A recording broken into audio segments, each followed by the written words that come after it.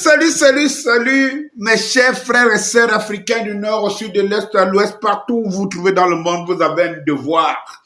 Vous avez un devoir d'honorer votre continent. Longtemps matraqué, longtemps détruit, longtemps exploité. Et chaque fils africain, partout dans le monde où il se trouve, se doit un devoir de venger l'Afrique. Je dis bien venger. Venger l'Afrique, c'est la positionner là où elle devrait être. Toi qui es partout en Europe, qui cherche les dollars, toi qui se bats toute une vie pour pouvoir y trouver ta place, il faut savoir une chose, l'union fait la force, comme l'union des Occidentaux a fait leur force hier contre nous et contre tout le reste du monde entier. Il faut savoir que tous les fils, toutes les filles africaines de partout en Afrique et de partout dans le monde doivent s'unir, doivent entretenir une seule diaspora pour ceux qui sont à l'extérieur, diaspora africaine, avec objectif reconstruire notre Afrique. Lorsqu'il sera l'Afrique du tourisme, l'Afrique des gratte-ciel, lorsqu'il sera l'Afrique du Black Panther, tel que rêvé par certains déjà, alors vous comprendrez la nécessité que nous soyons unis parce que tous nos petits pays se transformeront en ville d'Afrique. Quand j'ai fini de le dire, Danny Scorpio, c'est qui? C'est moi! Eh bien, faisons un peu le tour d'horizon de quelques petits éléments en Afrique. Faisons le tour d'horizon.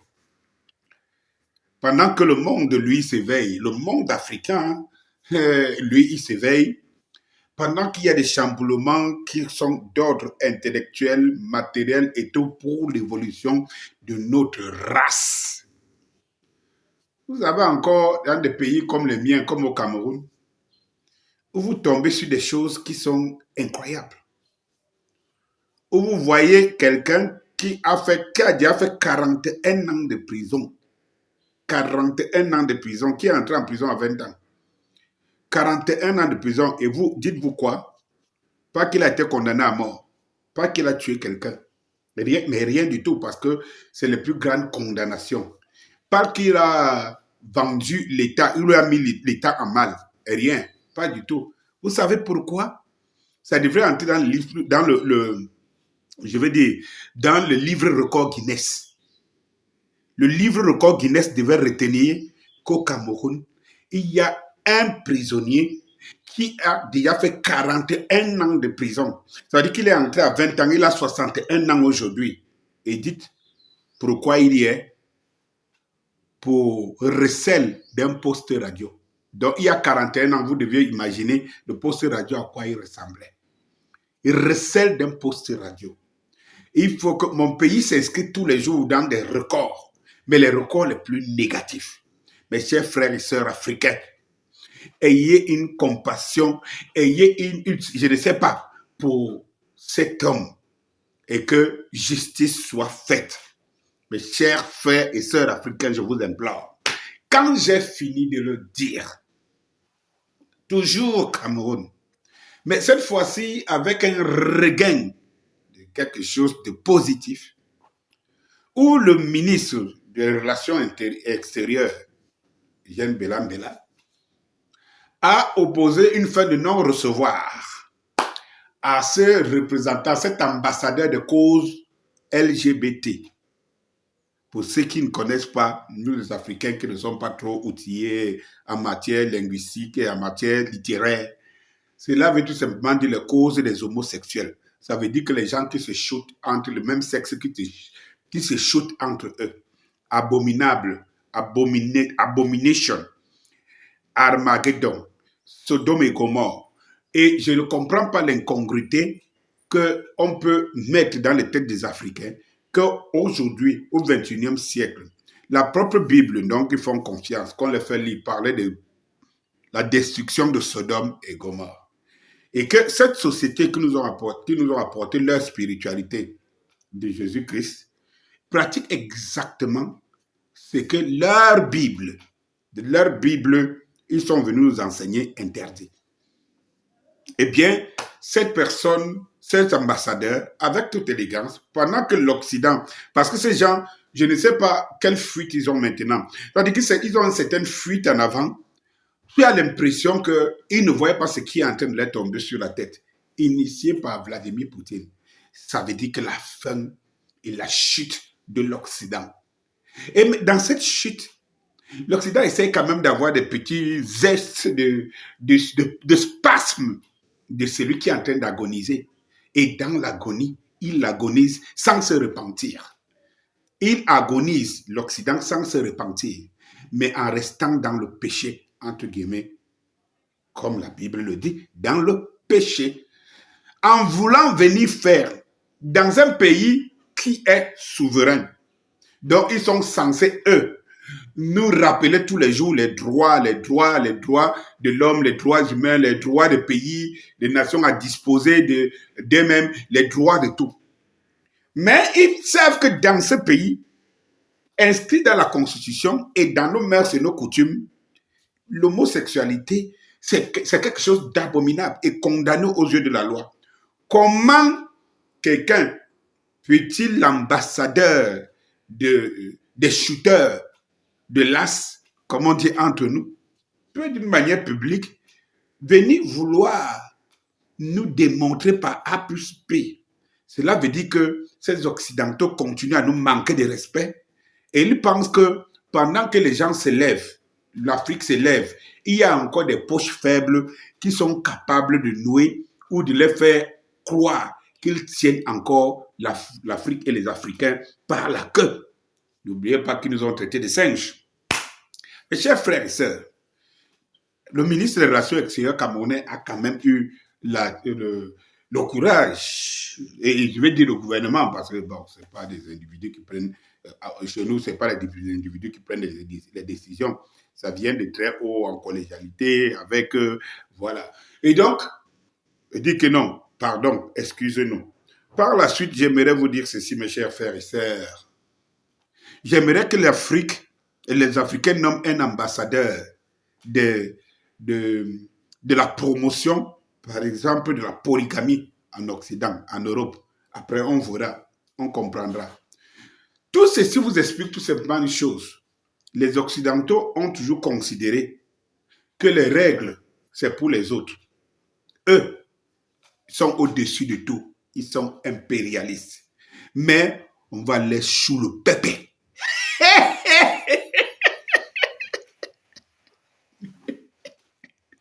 Quand je finis encore de le dire, Danis Kopcho, c'est qui? C'est... Bisous, bisous, bisous, bisous à tous les Africains. Eh bien, chers frères et sœurs, ça ne saurait finir comme ça. Ça ne saurait finir comme ça. J'aimerais qu'on voie ensemble une image. Voyons un peu ensemble cette image et je clôture cette petite vidéo.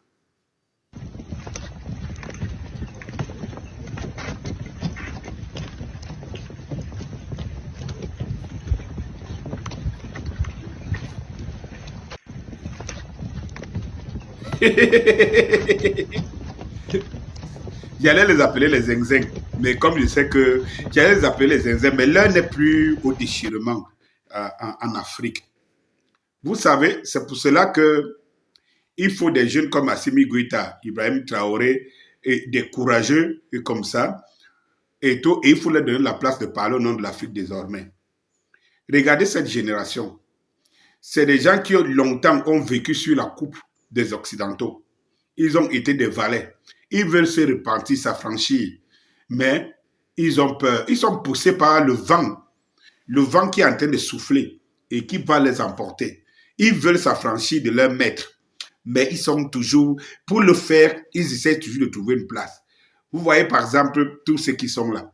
Ce n'est pas la génération je veux dire, ce n'est pas la génération des nouveaux leaders africains, que eux sont directs, concis et tout, prêts. quand vous voyez les Maliens qui venaient de faire euh, euh, leur, je veux dire, leur référendum, où ils mettent la nouvelle constitution 100% malienne sur le terrain, où ils disent, demandent à MINUSMA, ça veut dire qu'à l'ONU de foutre le camp. C'est-à-dire que sans toutefois tergiverser comme ça et tout. Où Ibrahim Traoré dit, je ne négocie pas avec les terroristes, soit ils déposent les armes, soit ils meurent. Nous allons construire un Burkina où même un terroriste, le jour où on lui dira qu'il va faire quelque chose au Burkina, il va dire non, non, non, donnez-moi une autre mission, mais pas celle-là. Et oui, il y a donc des gens comme ça qui naissent, qui sont là. Donnons-leur, il faut que les Africains que nous sommes, nous entrons dans une campagne où ces vieux qui longtemps ont servi des colons, sont des néocolons. Beaucoup d'entre eux, et parmi eux, sont des collabos, restent encore des collabos, mais qui veulent s'affranchir, mais qui n'ont pas ce courage. Encourageons-les, c'est-à-dire qu'avec une pression, à foutre le camp, à laisser de la place aux gens comme des Sonko et tout. Il fallait voir comment ils parlaient sur la table de Poutine. Vous avez vu ça, comme des petits larquets qui veulent dire, mais ils ont peur. Vous avez vu le Macky Sall, celui qui tue sa population pour rester au pouvoir, celui qui parle fort au Sénégal, vous l'avez vu. Et tout. Donc, ça, c'est une bande que je ne vais pas appeler les racailles, mais qui ne sont pas outillés pour mener la nouvelle Afrique. Il faut donc leur botter le cul dehors. Ça, c'est clair. Eh bien, voilà des gens qui sont... Cette image nous montre comment ils ont des bouquets de fleurs et tout ce que vous connaissez pour aller honorer quelques victimes de Boucha en Ukraine. Et quand vous voyez ça, vous comprenez très bien que c'est les Ukrainiens qui les ont imposé ça. Mais que vaut l'Ukraine par rapport à tous ces présidents africains? Que vaut l'Ukraine pour les imposer? Vous avez vu la Chine, Xi Jinping, aller en Russie et dit qu'il ne met pas ses pieds en Ukraine. Vous avez vu le même Xi Jinping dire qu'il ne parle pas à Zelensky. Mais malgré tout, et il est même allé en Russie sans aller en Ukraine. Il a refusé de recevoir Zelensky. Mais malgré tout, vous avez vu que les Ukrainiens ont toujours tapé les mains pour que, ne serait-ce que Xi Jinping essaye de le prendre au téléphone. Alors, si les Ukrainiens sont capables de dire au président sud-africain, encore que la Pologne a osé, et je ne vois pas les Africains réagir, la Pologne a osé, c'est un blasphème, bloquer la délégation sud-africaine sur son sol. Donc, si des pays comme le Sénégal, la République sud-africaine et tous les autres que vous avez vus là, sont capables de se plier devant la volonté de l'Ukraine, de venir honorer quelques centaines de morts, alors que ces mêmes dirigeants chez eux, en Afrique, c'est en Afrique où on enregistre le plus d'exactions possibles.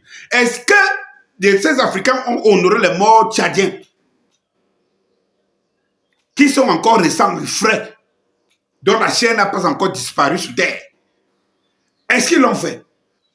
Est-ce qu'il y a déjà eu une initiative pareille pour aller je sais pas, honorer les plus de 12 millions de morts congolais?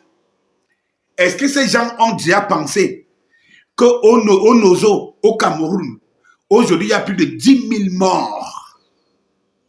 Est-ce que ces gens sont allés, ces dirigeants sont allés au Soudan, où au moment où on vous parle, c'est frais, il y a plus d'1 millier de morts, très proches de chez eux, pour aller faire semblant d'exister, tout de même, ils sont prêts à aller honorer quelques dizaines de morts ukrainiens.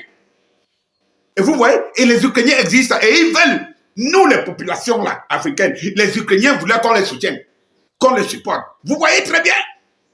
Eh bien, je m'arrête là pour aujourd'hui, mes chers frères. Que chacun médite et que chacun essaye, sur ce post et cette vidéo, de donner un sens à tout ce que, surtout à ce dernier post.